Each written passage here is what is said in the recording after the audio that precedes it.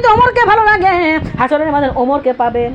আমার মা বোনরা যদি দুনিয়ার নবীর সঙ্গে প্রেম সম্পর্ক মানে প্রেমের সম্পর্ক করতে পারেন হাসরের ময়দান নবী আপনাদেরকে পারে করে জান্নাতে নিয়ে যাবে বলেন সুবহানাল্লাহ।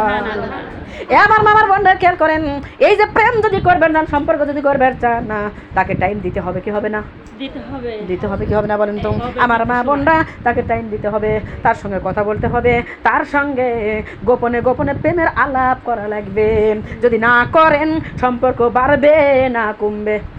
কমবে। আমার মা বোনেরা আজ একটু বলবো, কাল একটু বলবো, পরশু একটু বলবো, দেখা যাবে বলতে বলতে নবীর সঙ্গে এমন প্রেমের সম্পর্ক জুটে যাবে মা, যার কারণে নবী আর আরশে থাকবে না, নবী আর ওই রওজা মুবারকে থাকবে না, নবী চলে আসবে আমাদের ঘরে বলেন সুবহানাল্লাহ। আমার মা বোনরা এ দরদিরা আমার আল্লাহ বলে ওমরের মতো হয়ে যাও।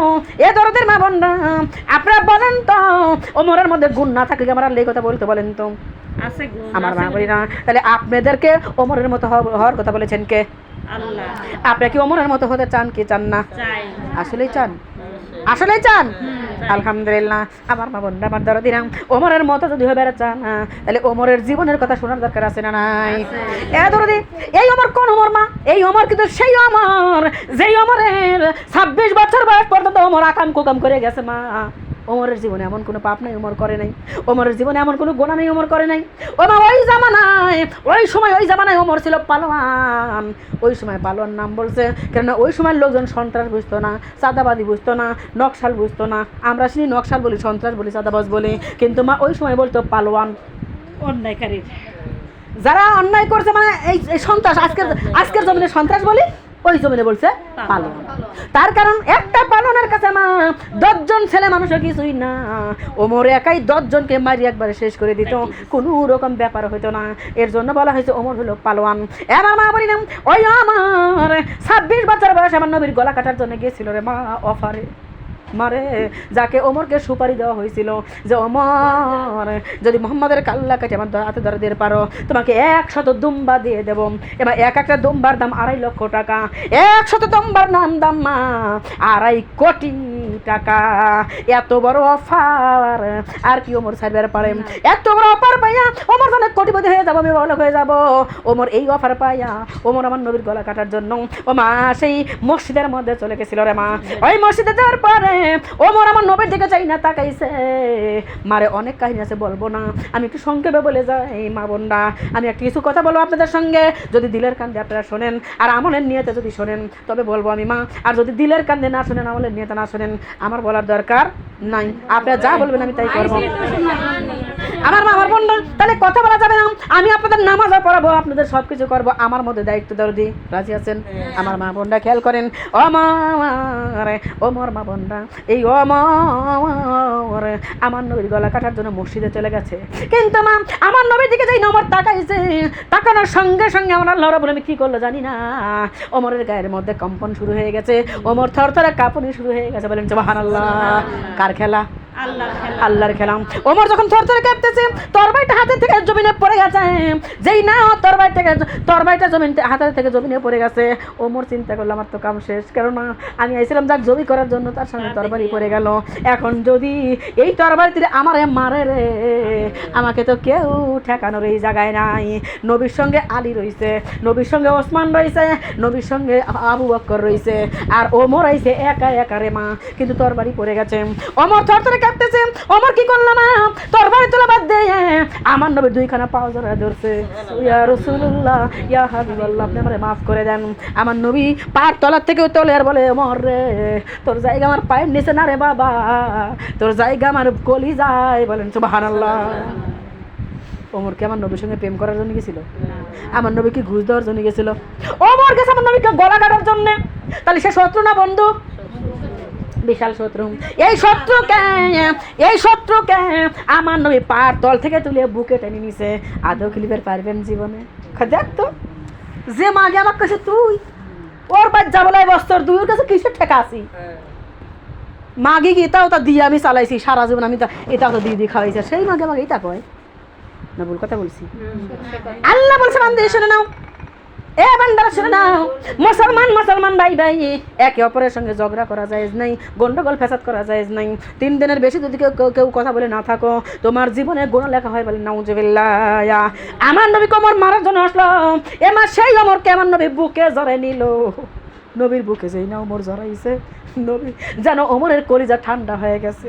ওমর চোখের পানি ছেড়ে দিয়ে কান্দার বলে, নবী ইয়া রাসূলুল্লাহ, আপনি আমারে কেন বুকে নিলেন? আপনি জানেন না আমি কিন্তু আপনাকে জবাই করার জন্য আইছি, আমি কিন্তু আপনার গলা কাটার জন্য আইছি। আমার নবী বলে, হরে গলা কাটার জন্য আসছিলা, কিন্তু গলা তো কাটো নাই।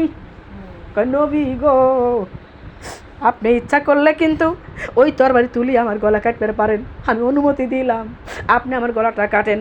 আমার নবী ডাক দিল, আমার ইসলাম কখনো কাউরে আঘাত করা শেখায় নাই। ইসলাম মানে শান্তি, ইসলাম মানে মুক্তি। আমি তোমারে কেন তোমাকে জবাই করবো?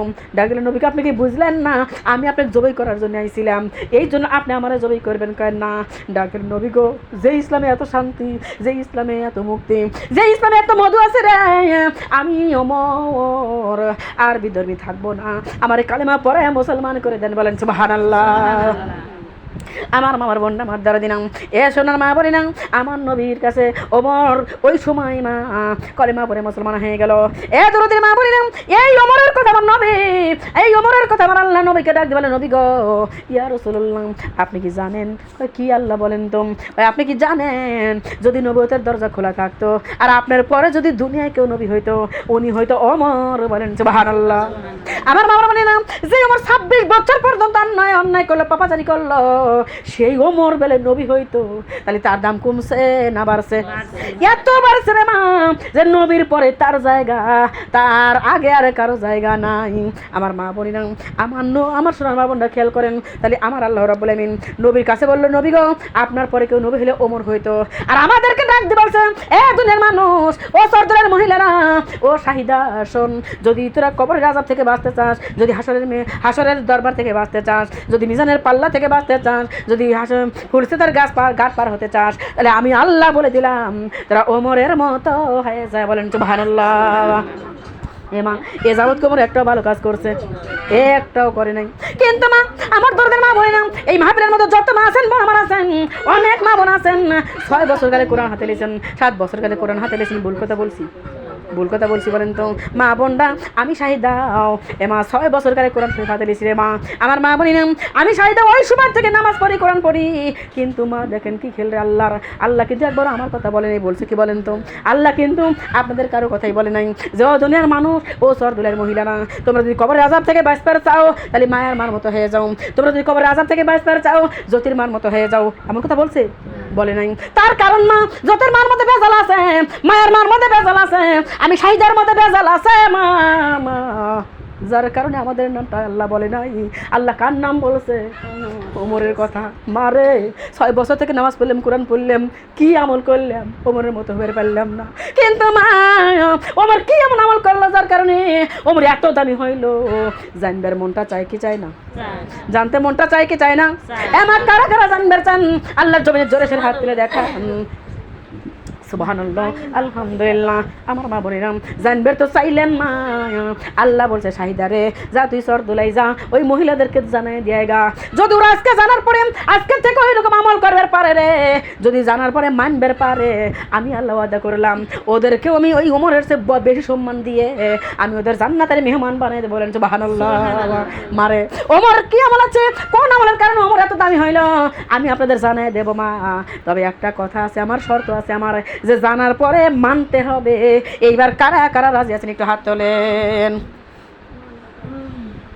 তারপরেও হাত তো ছোট হাত চলবে না শোনা, হাত হওয়া লাগবে বড় বড়। আমার মা বোনেরা, আমার দইরা কেমন যেন শয়তান মনে হয় আছে। আরে আইসো মমিনি বান্দা, আইসো মমিনি বান্দি, গেইছে বসরে, গেইছে না বসিলে শয়তান আইসা বসিবে। বলেন, গেইছে না বসিলে শয়তান আইসা বসিবে। আইসো মমিনি বান্দা, আইসো মমিনি